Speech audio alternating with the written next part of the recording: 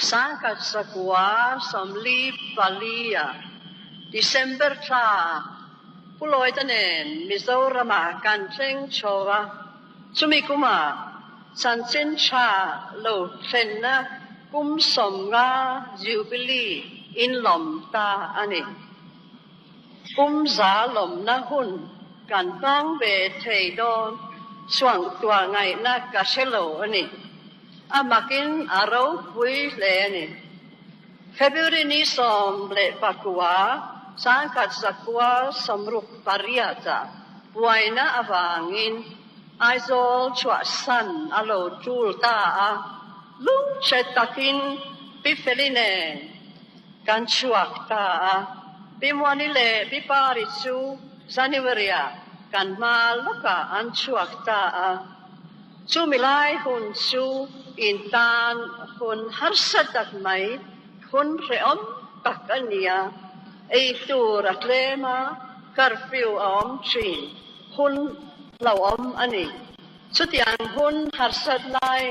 chiam te kal san atre om bi kani kan ho tonin ko thanin mizo trong bible welsrama mission officer da turin min pea chu bible at swan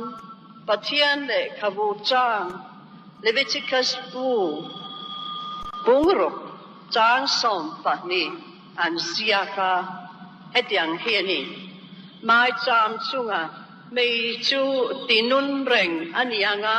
amit tur anilo sap chongin the fire on the altar must be kept burning. It must not be allowed to go out. Chu chuan karilu atihar lea Mizorama san chincha mei chu atidon lo ti min siatira chu adik ngei mai ti voinia hian kan lo reta a hun harsa kalpelin gospel eng lo thlen na hun chu ro pui takin kan choi moi me kani pathian he na lom thu omro se san chincha mei hi kum za chungin in lo vilngun lea voina hian alo al chuak ta ani karlia kan lo hodat lomanga ma ni khwa ma ni ina kan omang chuta chuan san chincha mei hi engkak angang mo kum za na choi moi na huna phur be min kan om hloma phur takin kan om zel lo chuan mei phổ cai thì thoai chin ang kha kan lo niang mei ti nung tu chu lal i swa ani ni lal i swa chuan mei kha a thi lo na a tharau thiang himin a the zel ani kan lau pa ti dan angin ke ni poin tharau lam mei hi kan tua ring tur ani a tua tur thing fa khi eng tenge ni in she samang ma ni trong trai na hun le Bible cheer hun ni tin mang sia hi apoi mak le ani tin in khom dai mak te thil pe te pu tram theng hil lovin mo dam lo lu sun lo te sinat program sang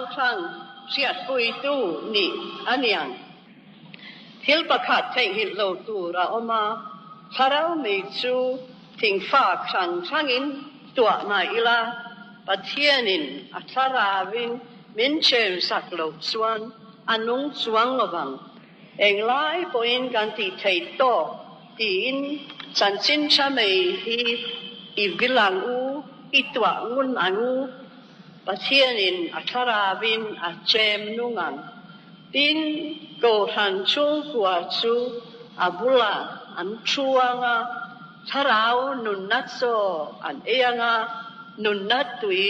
an in pokam mi khwal te ram dangami san sin cha la thelo te po san sin cha mei lum ai turin a enga chuan an lo lu zel do nani chu san sin cha mei chu eng taka kan vil zel thei nan pathianin min tram pui cheu pro se kalome